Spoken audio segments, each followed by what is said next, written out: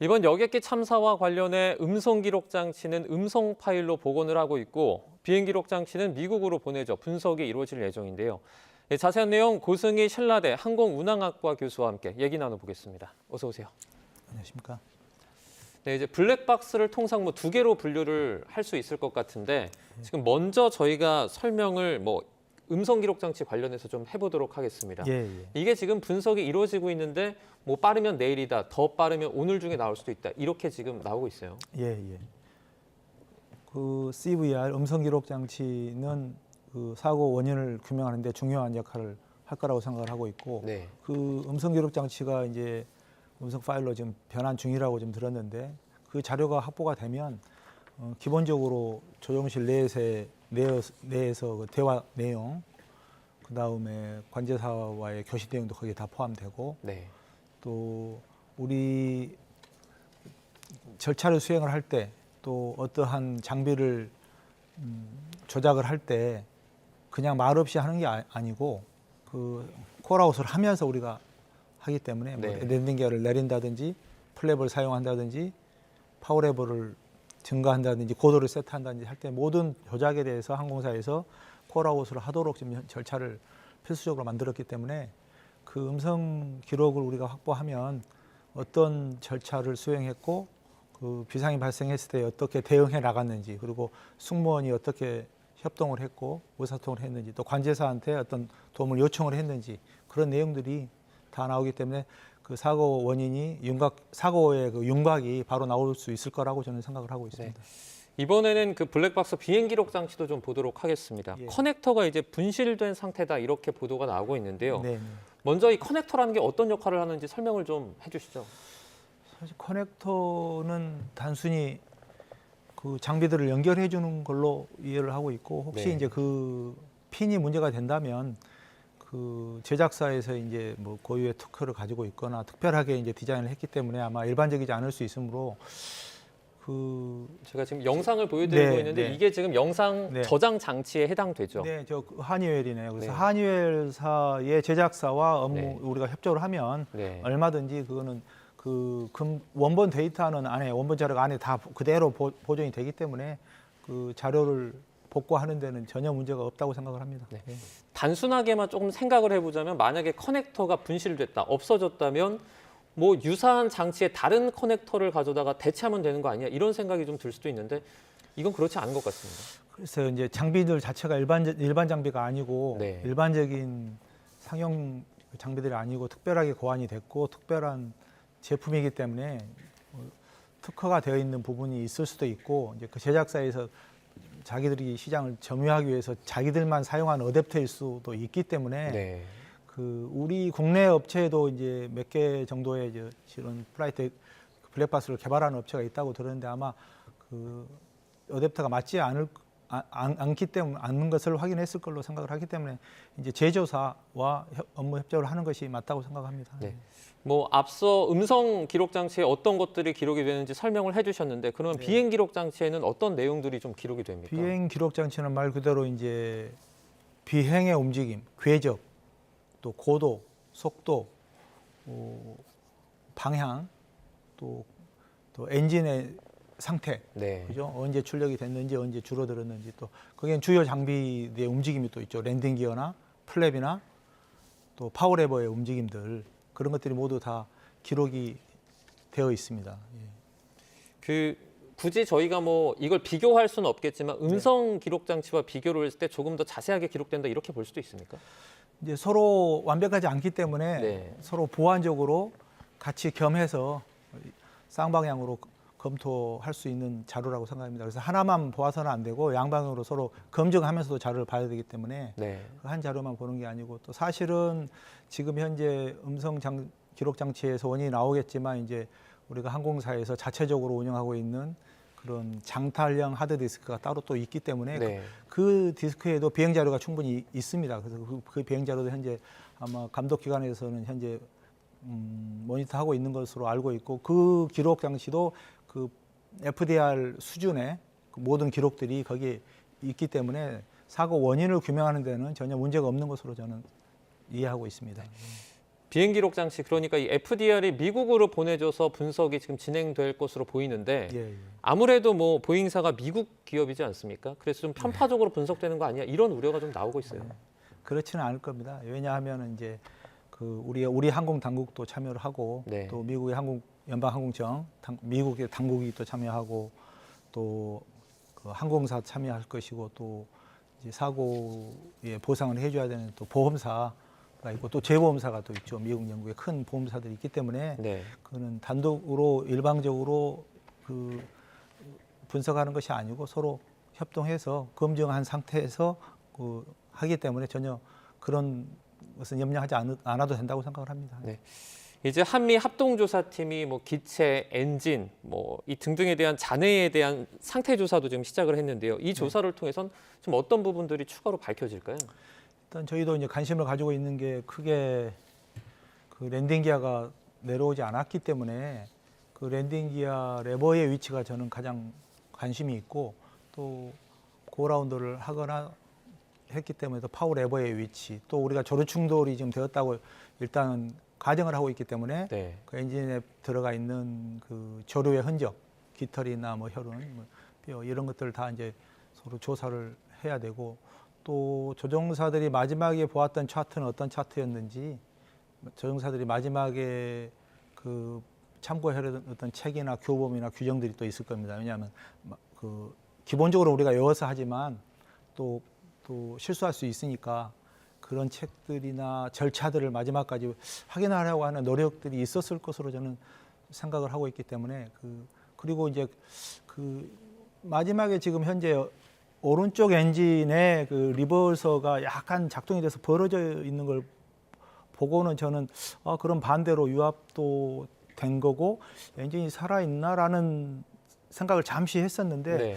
그것이 이제 그럴 수도 있지만 또 충격이나 그 지금 엔진 손상이 일어나는 순간에는 그 가격이 됐기 때문에 충격이 있었기 때문에 네. 아마 기계적으로 잠금 장치가 풀려서 반 정도 열려 있는 것이 아닌가 이제 이렇게 양방향으로 다 제가 추측을 그렇게 하고 있는 상태입니다. 네, 뭐 조류 충돌이나 여러 가지 가능성이 제기되는데 만약에 블랙박스 2개가 완벽하게 복원이 되면 이 부분은 좀 그 정확하게 좀 알아볼 수 있을까요?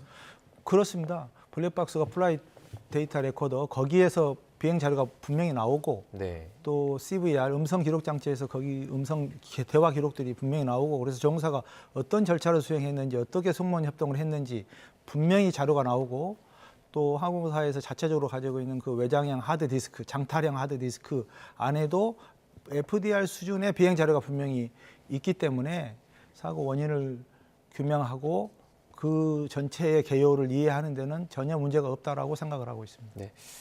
사고 항공기의 조종사가 메이데이를 그러니까 8시 59분에 외쳤습니다. 그런데 이 메이데이를 외치기 1분 전에 위치 정보가 사라졌다 그래요. 그러니까 위치 정보를 전송하는 게 멈췄다고 하는데 그러면 그 순간에 만약에 전력이 모두 셧다운됐다 이렇게 분석할 수도 있는 겁니까? 그렇지는 않습니다. 그렇지는 않고 전력이 한꺼번에 다 전원 뭐 셧다운됐다 그런 표현이라기보다는 이제 엔진이 작동이 될 때 제너레이터가 작동이 돼서 제너레이터가 전기를 생산하기 때문에 그 계기와 장비들의 전원을 공급을 하는데 만약에 엔진 2개가 작동이 안 되고 제너레이터가 안 되면 전기가 안 나오니까 비상으로 쓸 수 있는 배터리 전원을 30분 이상 우리가 사용을 하도록 지금 설계가 돼 있기 때문에 그 주요 장비, 주요 계기만 남기고 비행할 수 있도록 거기에만 전원을 써야 되기 때문에 나머지 중요하지 않은 필요하지 않은 부품이나 장비들은 회로가 차단이 되도록 설계가 되어 있습니다. 그렇기 때문에 그것이 아마 그렇게 해서 차단이 되거나 사용이 안 될 수도 있는데 그것은 이제 우리가 비행기의 그 항적을 추적할 수 있는 현재 프로그램들은 그 현재는 광주공항의 레이더에서도 여기 기록이 있을 것이고 무한 광제탑에도 기록은 있을 것이고 또 플라이트 레이더나 24 그 민간 업체가 운영하는 플라이트 레이더 24나 플라이트 어웨어 그 민간 업체가 운영하는 거기에도 자료가 있기 때문에 우리가 자료 요청을 하면 그 자료는 충분히 나올 수 있기 때문에 그 전원이 차단돼서 전혀 작동이 안 됐다는 거는 트랜스폰더만 작동이 안 된 거고 네. 비행기 항공기의 트랙은 이동했던 경로들은 다 기록이 있어서 우리가 나중에 다 볼 수 있을 것으로 지금 생각하고 있습니다. 그러면 교수님 이게 좀 이해가 안 되는데 그러니까 기내에 전력이 공급되는 한은 원래는 위치 정보가 전송이 돼야 되잖아요. 그런데 그렇습니다. 위치 정보가 전송이 안 됐단 말이죠. 그럼 전력이 멈추지 않고 다른 이유 때문에 이렇게 위치 정보 전송 안 되는 경우도 있습니까? 그 부분이 이제 저희도 잘 이해가 안 되는 부분인데 네. 그 장비가 이제 중요하지 않기 때문에 그 부분 중요한 장비를 작동시키기 위해서 그 부분은 전원이 꺼질 수도 있다라고 네. 생각을 하는 거죠. 만약에 엔진이 고장 나서 뭐 전력이 나갔다든지 해서 이제 자동으로 운항을 할 수 없는 경우에는 예. 실제로 수동으로 조정을 할 수밖에 없잖아요. 그렇습니다. 예. 어느 정도 수준까지 조정이 가능합니까? 지금 제작사에서 제공하는 매뉴얼에는 엔진 두 개가 꺼졌을 때는 사실은 고도가 가장 중요합니다. 고도요? 내가 얼마나 높은 고도에 있느냐. 네. 그래야 그 고도 에너지를 속도 에너지로 바꾸면서 에너지 관리를 하면서 그 바람 방향이 달라지겠지만 네. 그 가까운 그 거리 예를 들어서 10,000피트면 30마일이고 30,000피트면은 100마일 이상을 우리가 날아갈 수 있는 게 기본적인 거고 그러면은 고도가 없다고 한다면 그런 계산을 할 수가 없는 상황인 거고 네. 고도가 있을 때 그 엔진이 없더라도 기본적으로는 멀리 갈 수 있는 상황이고 그런데 그렇다고 해서 무진장 계속 날아갈 수 있느냐 그런 것이 아니고 엔진 두 개가 부작동했을 경우에는 전기가 안 되고 추력이 없기 때문에 이제 글라이드 형태로 쭉 강화를 할 텐데 그때 우리가 조정할 수 있는 것들이 그 필수 장비인 비행 계기의 30분 정도의 전원을 공급을 합니다. 네. 그렇기 때문에 사실은 30분 이후에는 그 전원마저도 없어지기 때문에 빨리 내려야 되는 거고 가까운 공항에. 그다음에 두 번째는 그 엔진 두 개가 부작동이 됐을 때 유압이 없기 때문에 랜딩 기어나 플랩이나 유압으로 작동되는 큰 장비들이 작동을 하지 않습니다. 그리고 플라이 컨트롤 조종관이 이제 굳어질 것입니다.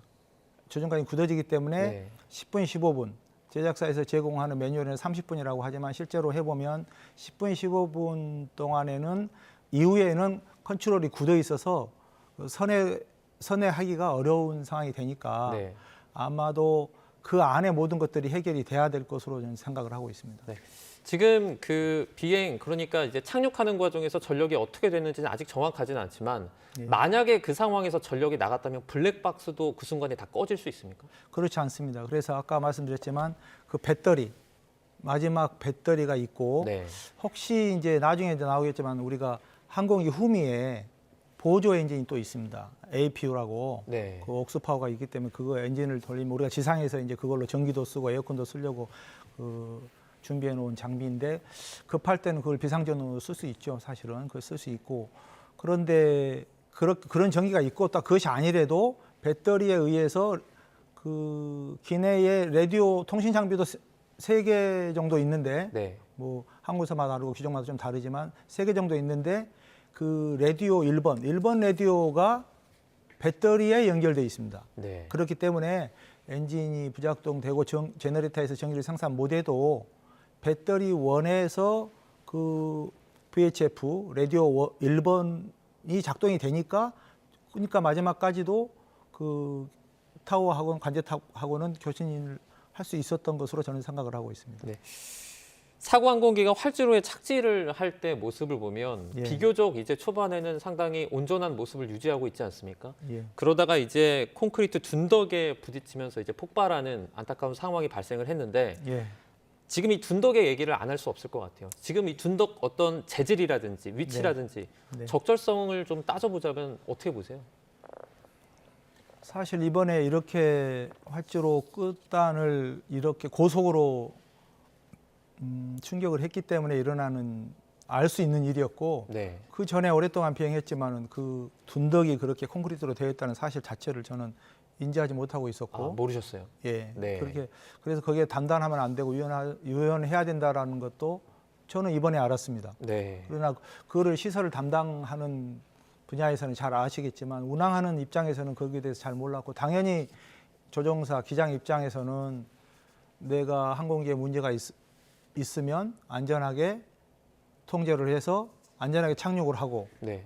안전하게 착륙을 해서 통치 착륙을 하더라도 미끄러져서 잔디밭에 벗어나더라도 당연히 기장은 내가 항공기를 담장을 치고 가는 한이 있더라도 승객 탈출까지 이어간다라고 가정을 하고 착륙을 한 것이지 내가 통체 착륙을 하고 이 공항에 내렸을 때 마지막에 그런 돌덩어리에 가서 그런 구조물에 가서 충격을 해가지고 항공기가 대파되리라고는 전혀 예상할 수가 없었다는 겁니다. 네. 지금 뭐 운전 그러니까 그 사고 비행기를 몰았던 그 기장이 만약에 그쪽에 그렇게 단단한 구조물이 있었다는 걸 사전에 알았는지 몰랐는지 정확히 모르겠지만 만약에 알았다면 실제 부딪히기 전에 조금 조치를 취할 수 있지 않았을까라는 좀 의혹이 들거든요. 어떻게 생각하세요?